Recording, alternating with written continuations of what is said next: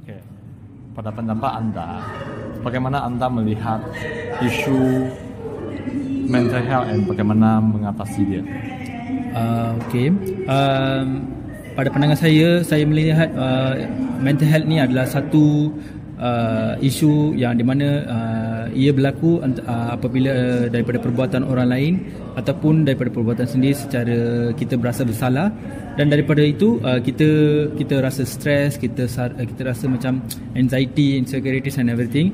So untuk itu, kalau untuk cara mengatasinya, saya boleh cakap setiap orang ada setiap caranya. So untuk saya akan, untuk kalau nak mengatasi mental issue, saya akan bersendirian ataupun saya akan berbincang dengan kawan saya memuasa dengan mereka lah.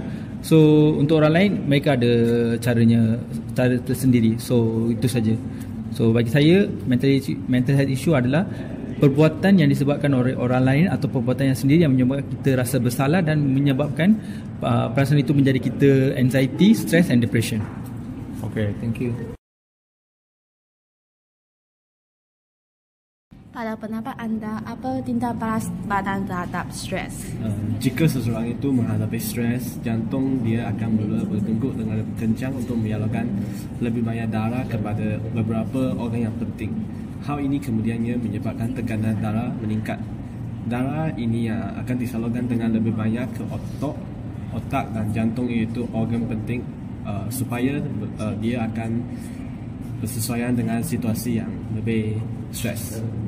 Selain itu, keadaan stres ini juga akan menyebabkan pankreas dia menghasilkan lebih banyak hormon glukagon dan kurang melepaskan hormon insulin. Hal ini akan menyebabkan kandungan gula, lemak dan kolesterol kekal banyak dalam saluran darah dia. Perkara ini penting bagi menjana tenaga untuk badan dia. Akhir sekali, sistem pernafasan juga akan menjadi lebih aktif dan laju. Senario ini berlaku bagi mempakarkan lebih banyak oksigen ke dalam badan dan sekaligus menghilangkan banyak carbon dioxide dari badan dia.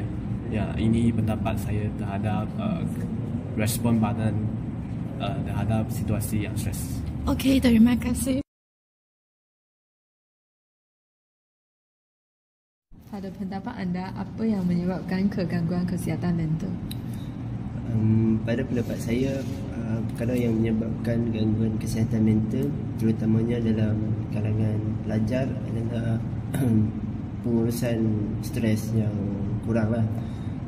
Bagi saya, apabila pelajar ni mengalami stres yang melampau, dia akan menyebabkan kesihatan seorang pelajar itu terjejas. Saya bagi contoh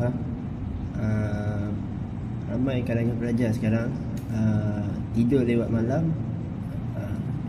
malam dan suka untuk tidur lah. Lepas tu keesokan harinya kelas kan, so dia tak datang kelas.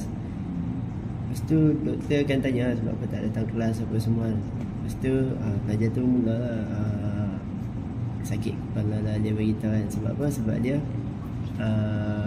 tidur lewat malam. So ini sedikit sebanyak menyebabkan tekanan stres yang melampau.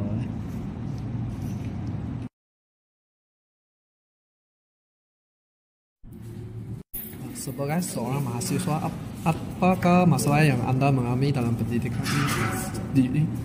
Okey, saya sebagai seorang mahasiswa, saya sekarang menghadapi masalah yang dalam berkaitan dengan subjek mata pelajaran universiti, sebab mata pelajaran dalam universiti dia lebih kepada subjek dia lebih kepada silibus antarabangsa.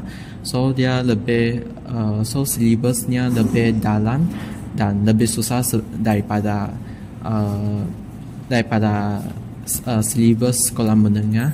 So bagi saya dulu sebagai contohnya, dulu saya di sekolah menengah, saya hanya mengkaji subjek fizik dengan secara tidak dalam, tetapi dalam sekarang dah saya dari universiti, saya kena mengkaji subjek fizik ini lebih dalam supaya saya dapat result yang baik dan lebih mengetahui program yang saya belajar. Okey, terima kasih. Pada pendapat anda, apakah cara mengatasi stres anda? Pada pendapat saya, cara-cara untuk mengatasi stres adalah dengan berkongsi masalah ataupun bercerita tentang perkara yang dilalui kepada individu yang dipercayai. Ini adalah salah satu cara untuk saya juga mengatasi stres saya. Sebagai contoh, apabila mengalami stres dalam kelas, kita boleh bercerita kepada kawan-kawan dalam kelas kerana mereka lebih memahami dan memahami situasi-situasi yang dilalui. Tindakan ini bukan sahaja dapat mengurangkan tekanan, malah akan melepaskan segala rasa perasaan dalam otak dan minda kita. Selain itu, Kementerian Pembangunan Wanita, Keluarga dan Masyarakat pun telah membangunkan satu talian kasih 1599 yang beroperasi selama 24 jam.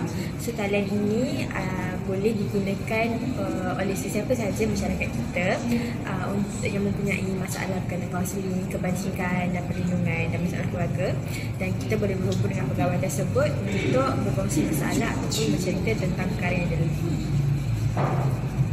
Terima kasih.